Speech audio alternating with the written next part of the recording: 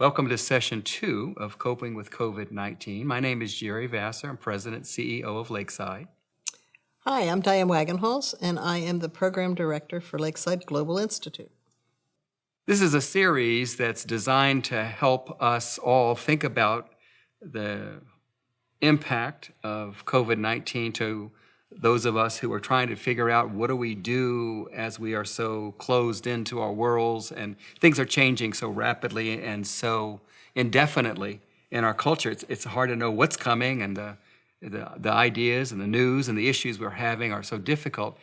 Diane and I want to spend some time over the next few sessions talking about some of the principles, some of the concepts, some of the perspectives that we would have about this pandemic, with the intent to give us resiliency, to help us with the process of how do we cope with what's going on. And sometimes you need a framework. Sometimes you need a way to think about how do I get from a place of what I've just understood about myself or learned about the situation to a place of being able to actually cope with it, to be able to reflect on it positively. And I know for many people, they need a bit of a process. They need an understanding of what's going to happen in terms of giving me some rails to work on when I'm trying to figure out where I am and where I'm going. Mm-hmm. And I know, Diane, you've got something called Steps of Growth. So this session is all about giving us that framework through something that we use regularly called Steps of Growth. So I'd like you to take some moments to explain that to us. Sure. So that we'll know what framework we're going to be using from now on as we teach these sessions. So please feel free. I developed this because I write the curriculum for Lakeside as a way even for me to understand where could any person be at any given time in their growth journey, mm-hmm. in their learning journey, pretty much any of those processes or journeys we have in life. It's like everything you wanted to know is right here in terms of where we can each be. And people will be on their steps, and people can be on different steps at different times. So I'm going to tell you what these steps are. And I see someone has made a stairway for you. Isn't that one of the participants many years ago made these for people in the class as a gift. Nice. Isn't that nice? Nice, very nice. So at any given moment, and this is true with what's going on with COVID, and you can relate it to pretty much anything in life, is that at any moment we could be in a place we call being highly unaware. Another term we use is being in the basement. I think of it sometimes as, I'll use an image sometimes of a subway station, being down deep into the bowels of the train system. And if you were there and you had no idea there was anything above you, and that was your whole world, right, you would be unaware that there's a whole other world above you. Common thing is said about some people I know is clueless. That's another way to say it. You're clueless. And sometimes you're aware you're unaware, right. But sometimes you go even deeper and you're unaware. That you're unaware. Right. Wow, okay. So people who are unaware that they are unaware often feel like they're experts on things. And you can look at them and go, really? Because it's like, wow. And that word clueless comes up. You just don't know. So what happens when we go through processes of growth and learning and change and all of that, somehow we have to be either invited up or dragged up. So if we're back in this subway and we've been living in the subway and we've seen like, wait, what is that over there? There's a doorway over there. There's some steps that go up with a doorway at the top, and there's light under there, and and somehow either we're brought to or we venture up and we open the door and we're outside for the first time ever. Mm. That means we suddenly are put into a place of awareness. We suddenly realize we didn't know about a whole other world. It's like a new world just opens up. And can you imagine? Yeah. Can you imagine what it'd be like? And the thing about it is you can't unknow that. You can't go back and say, I can pretend that doesn't exist. You can try. But coming up into awareness can be a very emotional experience too. There can be regret. Why didn't I know this before? Sadness, anger, But it tends to be, of these steps, that tends to be the emotional step. That tends to be the one. So when you think about the COVID stuff, we didn't know anything. Many of us knew nothing, and we've been dragged into awareness. And so a lot of our emotional responses are because we're on that step of awareness. We're like, ew. And I think a lot of us are going, well, I didn't know that was even a possibility. We've never experienced this before. Right. It's unknown. So, I didn't know that we need to have all this testing, or we would have all these issues, or that masks were important, or any of these factors. It's all new, and in all that newness and change can create a lot of anxiety. And it's not that we're thinking clearly. When you go on awareness, it's a lot about feeling. It's a lot about taking something in at a lower brain area. If we're going to do brain stuff, you're not in the cortex, which is the top part of your brain where you think. You're down lower, and you're reacting in all kinds of ways. And even some of the things that we thought were true, the experts have come and said that's even changed. Yeah. And so now we don't know what's going to change about what we already know. Right. So there's this interesting dynamic of having, and I guess one of the things is, these are sequential aha moments. Yes. That. So it's a little bit of shock, a little bit of surprise, and all of those things, even at the baseline level of becoming unaware. Right. And we kind of need to be cared for when we're becoming aware, because we can be in a lot of pain. It can be a very scary place to be. And so if you're helping somebody and you realize they just got aware of something, it's a good time to put on, if you would see some of the other YouTubes, you put on the listening hat, the hug hat, the realization somebody just needs to be cared for and understood, that they're in a place of almost shock sometimes. So that's a bit of a volatile time for people. Very much so. Very much so. Okay, so now that I am now aware that I was unaware and that I'm aware of these realities, what's next? The next is being able to, now you're going to go into that upper brain area and you're going to try to work on understanding. Okay, and what's that mean? That means, let me make sense of this. Let me see what the facts are.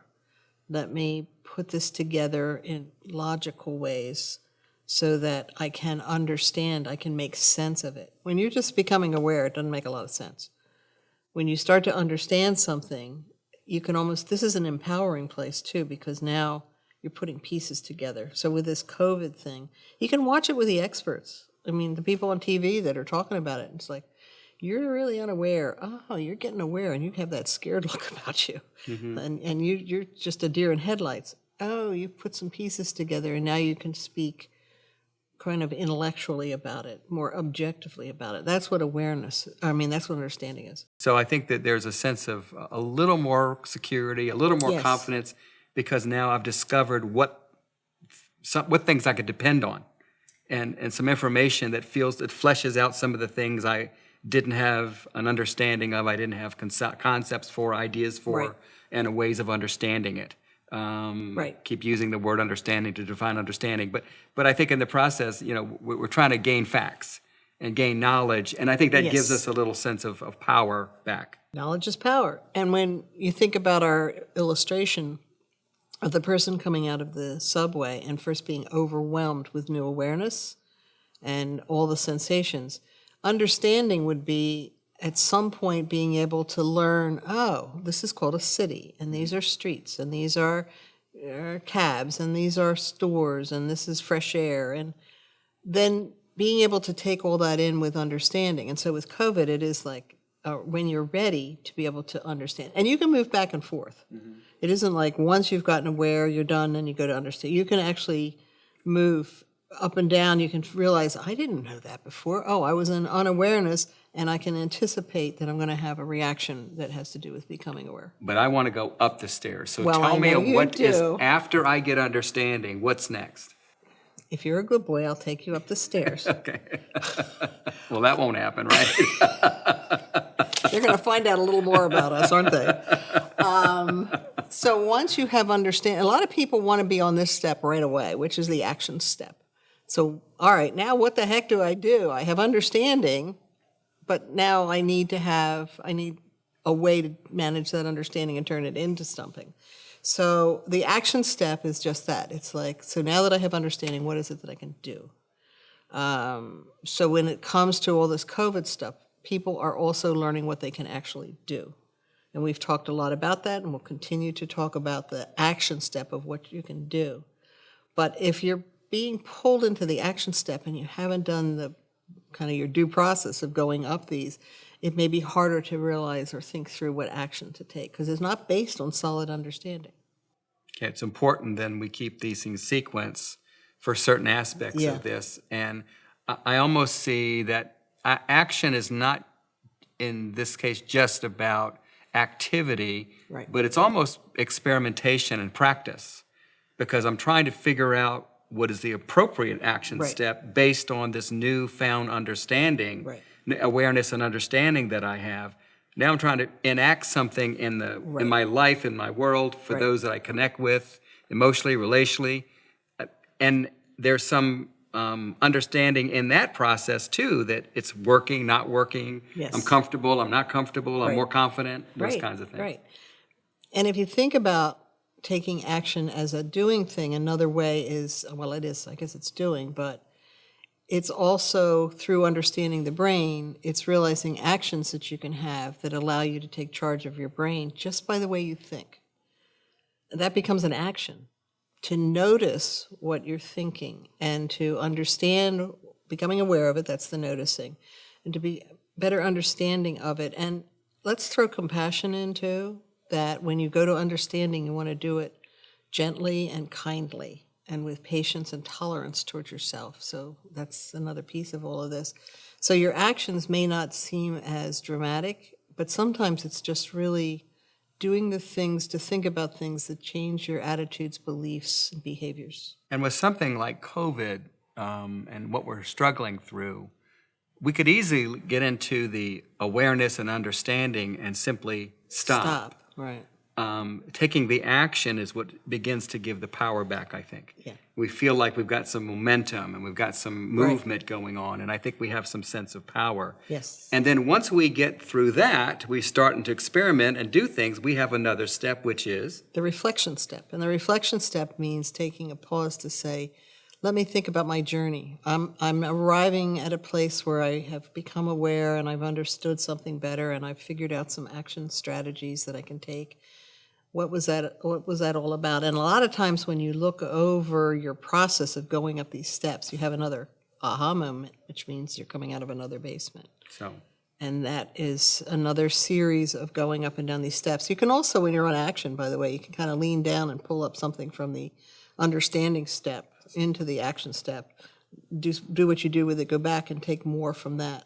So I want to emphasize that you can do a movement. so this is sort of cyclic in the sense that you can go back and forth. There's momentum and movement, and yes. you can go back up and down and you get to reflection, you realize there's some more on awareness, Yes. and then we go up that process. You can also use it to help you guess where somebody else is. Huh. So if I am guessing in a conversation with somebody, they're just coming out of the basement. They're just now having aha moments, and they're really in pain over what they're realizing and regrets and all that. They're in such a feeling place. I need to stay with them there. If they're done with that and I try to stay with them there, they're going to be impatient to say, well, help me make sense of it. Okay. So, so even with children, it can be really helpful to use this as a little guide. It's helped me a lot and other people a lot over the years. Yeah, when I've talked to folks that are struggling with issues, I've used this often, Yeah. and we were able to identify where we are in the process. So this gives us a framework. That's the goal of this session, is to give us a framework to think about as we're growing through our different perspectives and learning ideas and working through the struggles of how we cope with COVID-19. This begins to give us a framework for not only being able to say this is what the process will be, but where we are in that process so that we can begin to understand our steps of growth and hopefully head towards some resilience in some of the things that we're struggling with and working through in the process. Thank you for that, Diane. I think it's a very helpful model for us, and we want to continue to use that as we continue. And thank you for joining us for this session of Coping with COVID-19 and Growth Steps.